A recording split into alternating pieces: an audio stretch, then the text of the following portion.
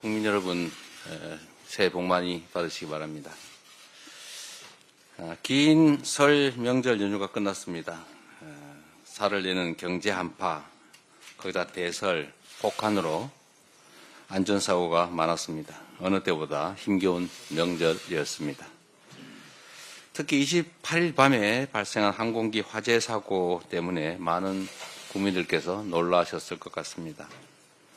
관계자들의 차분한 대응으로 큰 인명피해가 없었던 것이 참으로 다행스럽습니다. 안전은 국민의 삶과 직결되어 있습니다. 돌다리가 아니라 쇠다리라도 두들기고 건너는 그런 경각심이 필요합니다. 국민을 위한 안전점검 또 안전대비로 인명피해 없는 안전한 대한민국을 꼭 만들어야 되겠습니다. 연말 연시와 설 명절 전후로 우리 민주당 지방정부들이 주도한 적극적인 지역화폐 발행 때문에 해당 지역은 얼어붙은 지역 경제의 온기가 좀 살아났습니다. 약 2천억 정도의 예산을 특별히 마련해서 2조 원가량의 지역화폐를 발행했는데 지역사회에서 아주 효과가 컸다는 보도들이 이어지고 있습니다. 장기화된 경기 침체 그리고 계엄과 내란 때문에 텅텅 비었던 시장 골목이 잠시나마 밝아진 것 같습니다. 몸은 힘들지만 보람이 느껴진다. 또 젊은 사람들이 많이 찾아왔다라는 그런 상인분들 얘기도 있었습니다. 국민의 목소리가 반영된 적극적인 정책이 민생 활력의 희망이 됐습니다. 겨우 2천억 우리 지방정부들이 안 그래도 어려운 재정 형편에도 불구하고 어렵게 마련한 소액인데 그 2천억으로 정말로 많은 분들이 온기를 느꼈다는 점 재정당국이 한번 생각해 보시길 바랍니다. 모건 스탠리가 이렇게 발표했습니다. 한국이 경기 부양을 위해서 20조 원 규모의 추경을 편성해서 집행한다면 경제 성장률이 0.2%는 높아질 거다라고 했습니다. 민생 경제를 살릴 추경 그리고 민생의 온기를 불어넣을 민생지원금이 꼭 필요한 상태입니다.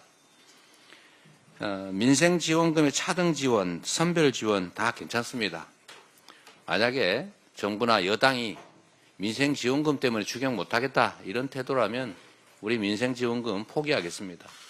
뭐 효과만 있다면 민생지원금 아닌 다른 정책인들 무슨 상관이 있겠습니까? 효율적인 민생지원 정책이 나온다면 아무 상관없으니 어떻게 해서든 추경을 신속하게 편성하기를 다시 한번 권고드립니다. 정부가 하겠다고 하는 예산 조기 집행 이것도 뭐 필요하긴 한데 좀 빨리 집행한다는 것뿐이지 이 총 지출은 늘어나지가 않습니다. 똑같습니다. 조삼모사 아닙니까? 뭐 조금 빨리 하는 게 조금 더 도움이 되긴 하겠지요. 이게 대책이 될 수는 없다 이 말씀을 드립니다. 추경만이 죽어가는 민생 경제의 심장을 다시 살릴 것입니다. 국민의힘 그리고 정부 여당의 각성을 촉구합니다. 연금 얘기를 안 할 수가 없습니다. 이제 새로운 희망을 만들어야 됩니다. 국민연금 개혁의 중요성이 참으로 강조되고 있습니다. 국민의 더 나은 삶을 위한 연금 개혁 이거 누가 제안했느냐 중요하지 않습니다. 국민의힘의 성과로 만드십시오. 윤석열 정부가 뭐 4대 개혁한다고 열심히 연금 개혁 얘기를 했는데 막상 민주당이 양보를 해서 합의가 될 것 같으니까 갑자기 태도를 돌변했습니다. 인정하십시오. 연금 납부율 13% 합의됐지 않습니까? 소득 대체율 44% 국민의힘이 주장했습니다. 민주당 50% 주장하다가 45%를 양보해서 합의하자고 했습니다. 국민 여러분께서 기억하시는 것처럼 제가 윤석열 대통령과 처음이자 마지막으로 영수회담을 했을 때 제가 이 제안을 분명하게 했습니다. 저는 45% 주장을 했지만 합의의 여지가 있다. 협상의 여지가 있다고 말씀드렸고 그때 당시 대통령께서 뭐 44% 합시다. 국민의힘 안대로 합시다. 또는 뭐 44.5로 합시다. 44.01%로 합시다. 이러면 제가 받을 생각을 가지고 가서 제안을 드렸던 겁니다. 근데 그때 당시에 제가 좀 황당했습니다. 다음에 하겠다. 뭐 이렇게 말씀하시더라고요. 그러더니 갑자기 국민의힘에서 조건을 갖다 붙였습니다. 44%에다가 구조개혁을 동시에 해야 된다. 이런 이상한 조건을 붙였어요. 구조개혁이 됩니까? 그렇게 쉽게. 안 되잖아요. 그래서 모수 계약만 합의하자라고 했던 것 아닙니까?